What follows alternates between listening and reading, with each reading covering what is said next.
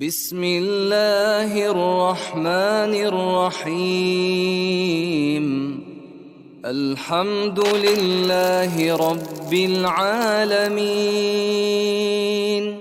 Selamat menonton, semoga bermanfaat.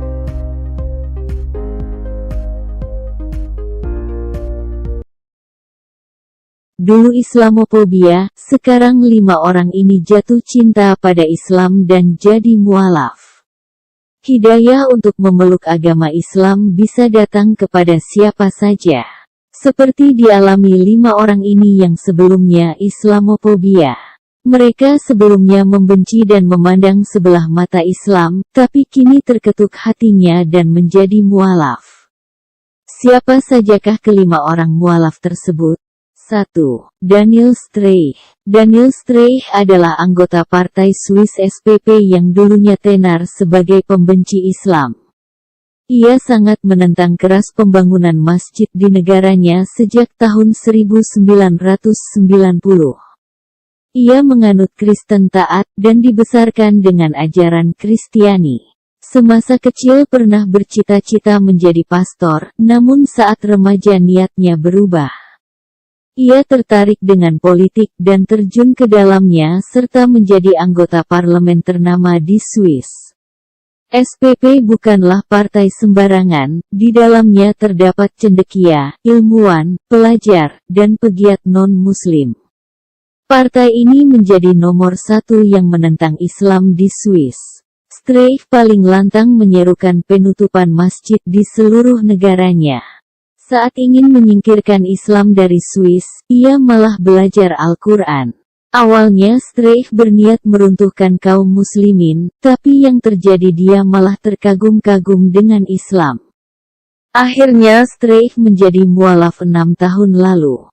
Hanya perbedaan yang saya dapatkan ketika mempelajari Islam. Agama ini memberikan saya jawaban logis yang tidak saya temukan di agama saya, katanya.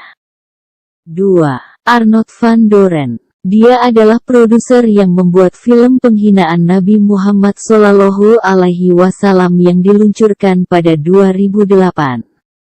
Namun, Islamis ini menjadi mualaf pada 2013. Bahkan, dia menunaikan haji untuk pertama kalinya setelah 9 bulan mengaku.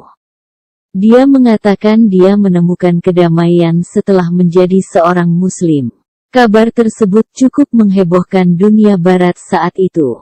Sebelum menjadi mualaf, Doren adalah mantan wakil ketua Partai Kemerdekaan Belanda yang dikenal dengan gerakan anti-Islamnya.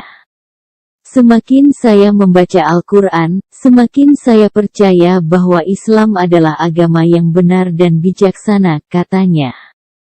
3. Yusuf Estes. Yusuf Estes adalah mualaf asal Amerika Serikat, padahal dulunya termasuk Islamofobia. Ia lahir di keluarga Kristen taat, keluarga pun secara turun-temurun membangun gereja dan sekolah di Amerika Serikat. Selain itu, Estes mempelajari agama lain seperti Hindu, Yahudi, dan Buddha. Tapi tidak sekalipun ia peduli dengan ajaran Islam. Estes menganggap Islam adalah penyembah bangunan berbentuk kubus di tengah padang pasir yang senang kekerasan, yakni yang tak lain adalah Ka'bah. Pada tahun 1991, ia membuka usaha dan harus berkunjung ke luar negeri. Negara pertama yang didatanginya adalah Mesir. Di sana ia bertemu dengan seorang pria Muslim. Namun, pria itu justru mempercayai Injil dan menghormati Yesus. Kemudian membawanya ke dalam masjid, dan perlahan ia masuk Islam diikuti oleh anak, istri dan keluarganya yang lain termasuk orang tuanya. Ia mendalami Islam di Mesir, Turki, dan Maroko. 4. Terry Holbrooks Jr. Ia adalah seorang anggota polisi militer Amerika Serikat. Ia pernah menjadi penjaga penjara Guantanamo yang menahan anggota Al-Qaeda dan Taliban yang dianggap berbahaya. Dia menjaga penjara itu sejak tahun 2002 hingga 2003. Holbrooks menyaksikan para tahanan disiksa, mulai harus tidur di lantai yang dingin hingga lainnya. Namun, ia melihat walaupun para tahanan ini diberikan perlakuan buruk, tetap tersenyum dan sholat 5 waktu.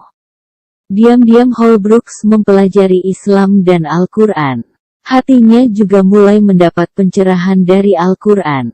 Sejak tahun 2005, ia masuk Islam dan mengamalkan semua secara perlahan. 5. Ibrahim Killington. Adanya aksi teror pada tanggal 11 September tahun 2001 membuat negara-negara barat menjadi Islamofobia, khususnya di Amerika Serikat. Namun kejadian itu juga memberikan hidayah, karena sebagian orang lalu memeluk Islam. Hal ini terjadi kepada Ibrahim Killington. Ia mendapat hidayah Islam dari sebuah siaran radio, padahal sebelumnya akan bergabung dengan tentara Amerika Serikat. Ibrahim pun mempelajari Islam lebih dalam.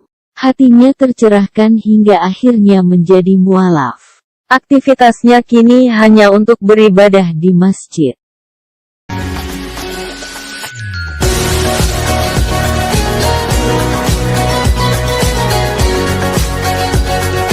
Itulah yang bisa kami sampaikan. Wabillahi taufik wal hidayah. Wassalamualaikum warahmatullahi wabarakatuh.